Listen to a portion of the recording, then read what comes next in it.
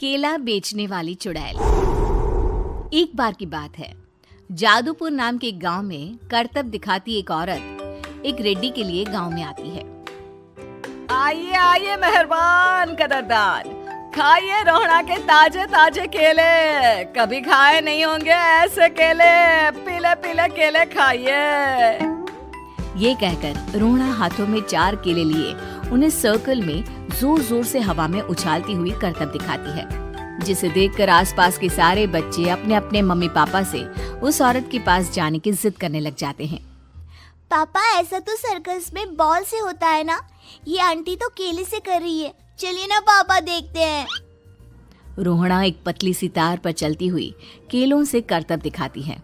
आते जाते सभी लोग बाहर रुककर उसके करतब देखते हैं और वाह वाही करते नहीं थकते। जैसे ही एक आदमी पास आकर उसे पैसे देने लग जाता है, तब वो कहती है, अरे नहीं नहीं साहब, मैं करतब तो बच्चों के मन को बहलाने के लिए करती हूँ। धंधा तो मेरा केले का है। पीछे देखो मेरी रिड्डी, जो भी मेरे केले खाएगा मेरी तरह चुस्त दुरुस्त और तंदुरुस्त हो जाएगा। पता चलता है क्या कि मेरी उम्र 55 की है। अरे पर ऐसे ठंड के मौसम में कोई केला क्यों खाएगा? ये ऐसे वैसे केले नहीं है साहब, ये शरीर में गर्मी देते हैं, ठंड को दूर भगाए। जो भी रोहिणा के केले खाए। पापा, अगर मुझे केले नहीं मिले तो मैं घर नहीं जाऊंगी। तभी उसके पापा कहते हैं कि बेटा, केले ठंड में कभी गर्मी नहीं देते। ये सब कहने की बातें हैं, सामान बेचने का तरीका है इनका। पर पिंकी नहीं मानती। मैं केले खाऊंगी। पिंकी की जिद के आगे नत्थू हार जाता है और उसे केले खरीद कर दे देता है। पिंकी खुश होकर केले घर ले आकर खाती है। अब मैं भी करतब करूंगी, कितना मजा आएगा। जादुई केले।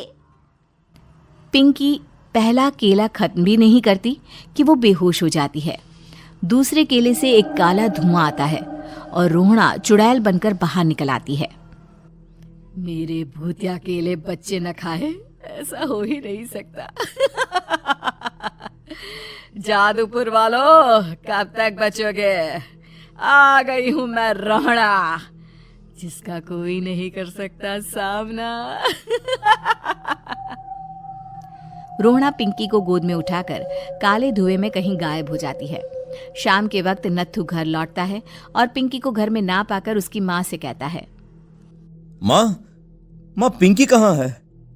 अरे बेटा, उसे तो तू सुबह करतब दिखाने ले गया था ना, फिर कहाँ वापस आए तुम दोनों? मुझे लगा तू उसे अपने साथ मंडी ले गया होगा। हे भगवान, मेरी बच्ची कहाँ गई? मैं उसे घर ही तो छोड़कर गया था माँ। नत्थू गांव के घर कोने में अपनी बेटी को ढूंढता है, पर उसे वो कहीं नहीं मिलती। परेशान होकर आखिर रो रो कर नत्थू हिम्मत हार कर घर लौट आता है। अगली सुबह रोहड़ा फिर से करतब दिखाने आती है और इस बार पिंकी की तरह रोनी केले खरीद लेता है। 50 रुपए दिए थे पापा ने, सारे पैसों की मैंने केले खरीद लिए हैं। अब मैं भी आंटी की तरह ही करतबबाज बन जाऊंगा। यही सोचते हुए रोनी केले खाता है और पहला अकेला केला आधा खत्म भी नहीं करता कि चुड़ैल उसके सामने आ जाती है। मेरे साथ चलने का समय आ गया है रोनी। ये तो बस शुरुआत है। अब इस गांव के सारे बच्चे धीरे धीरे मेरे कब्जे में होंगे, एक बच्चा भी नहीं बचेगा। ये कहकर रोनी को गोद में लेकर काले धुएं में अदृश्य हो जाती है। इसके बाद हर रोज गांव में से कोई ना कोई बच्चा गायब होता, पर ऐसा क्यों हो रहा है किसी को भी समझ में नहीं आ पा रहा था। रोज की तरह अपनी बेटी पिंकी की तलाश में नत्थू गांव के एक तालाब के पास बैठा रो रहा था। कहाँ गई मेरी पिंकी? शकुंतला के जाने के बाद एक वही तो मेरा सहारा थी। अरे उसकी आत्मा कोस रही होगी मुझे कि मैं अपनी बच्ची को संभाल भी नहीं पाया। नत्थू ये कहता हुआ रो ही रहा था कि तभी तालाब में से उसे शकुंतला की आवाज सुनाई देती है। कहाँ थी तुम शकुंतला? हमारी बच्ची और सारे गायब हुए बच्चे रोहड़ा के कब्जे में हैं। वो बच्चों को जो केले देती है उससे बच्चे बेहोश हो जाते हैं और उसके कब्जे में आ जाते हैं और वो उन्हें ले जाकर काली दुनिया में ले जाती है। पर वो ऐसा क्यों कर रही है? ये मैं नहीं जानती, पर उस दुनिया का रास्ता मैं आपको बता सकती हूँ। जहां ये नदी खत्म होती है वहां एक केले का पेड़ है, उसके नीचे एक दरवाजा है, वहीं से रास्ता जाता है उस दुनिया का। ये कहकर शकुंतला की आत्मा गायब हो जाती है। गांव के सभी लोग झुंड बनाकर उसी रास्ते से काली दुनिया में चले जाते हैं और वहां देखते हैं कि सारे बच्चे वहां काम कर रहे थे। पापा मुझे ले चलो यहाँ से। पापा पापा। सभी बच्चे अपने मम्मी पापा से लिपट जाते हैं। तो तुम लोग यहाँ तक आ गए?